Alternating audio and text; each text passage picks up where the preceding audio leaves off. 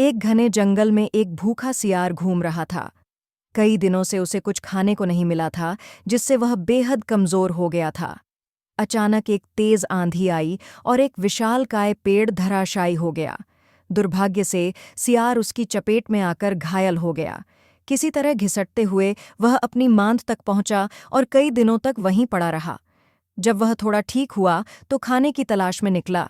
सामने एक खरगोश दिखा, लेकिन कमजोर शरीर के कारण वह उसे पकड़ नहीं सका। फिर उसने एक बटेर पर झपट्टा मारा, लेकिन वह भी फुर्ती से उड़ गई।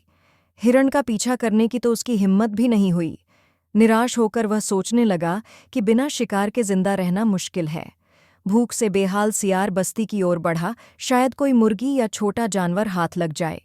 लेकिन जैसे ही उसने गलियों में कदम रखा, वहां के कुत्तों ने उसे देख लिया और भौंकते हुए पीछे पड़ गए। जान बचाने के लिए सियार इधर उधर भागने लगा, लेकिन कुत्ते भी उसे पकड़ने पर अड़े थे। थक हारकर सियार एक रंगरेज की बस्ती में पहुंचा और वहां एक बड़े ड्रम में कूद गया। ड्रम में कपड़े रंगने के लिए रखा हरा रंग था। सियार उसमें पूरी तरह भीग गया और छिपकर सांस रोककर बैठा रहा। जब उसे लगा कि कुत्ते चले गए हैं, तो वह बाहर निकला। अब उसका पूरा शरीर हरे रंग का हो चुका था। जंगल में लौटने पर अन्य जानवर उसे देखकर डर गए, क्योंकि उन्होंने ऐसा कोई जीव पहले कभी नहीं देखा था। सियार के दिमाग में एक चालाक योजना आई। उसने डर कर भागते हुए जानवरों को रोका और कहा, डरो मत, मैं कोई साधारण प्राणी नहीं हूँ। मुझे स्वयं ब्रह्मा ने इस जंगल में भेजा है, ताकि मैं तुम सबका राजा बनूं और तुम्हारी रक्षा करूं। उसकी अनोखी उपस्थिति और प्रभावशाली बातों ने सभी जानवरों को चौंका दिया। शेर, बाघ, हाथी, भालू सब सियार की बातों से प्रभावित हो गए और उसे राजा मान लिया।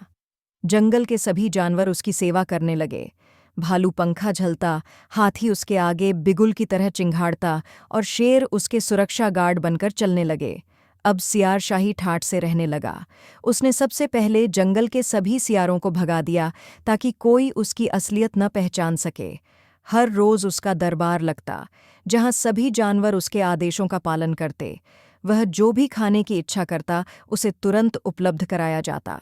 लेकिन एक रात जब सियार अपनी मांद में विश्राम कर रहा था, तो अचानक दूर से जंगल में सियारों की हू की आवाज़ सुनाई दी। यह आवाज़ उसके भीतर के असली स्वभाव को जगा गई। वह खुद को रोक नहीं पाया और चांद की ओर सिर उठाकर उसी अंदाज में हू करने लगा। उसे ऐसा करते देखकर शेर और बाघ चौंक गए। बाघ गरजा, यह तो सियार है, इसने हमें धोखा दिया और खुद को राजा घोषित कर लिया। गुस्से से भरे शेर और बाघ झपट्टे और देखते ही देखते सियार का अंत कर दिया। शिक्षा झूठ और छल से प्राप्त की गई शक्ति अधिक दिनों तक नहीं टिकती। असली पहचान देर सवेर सामने आ ही जाती है।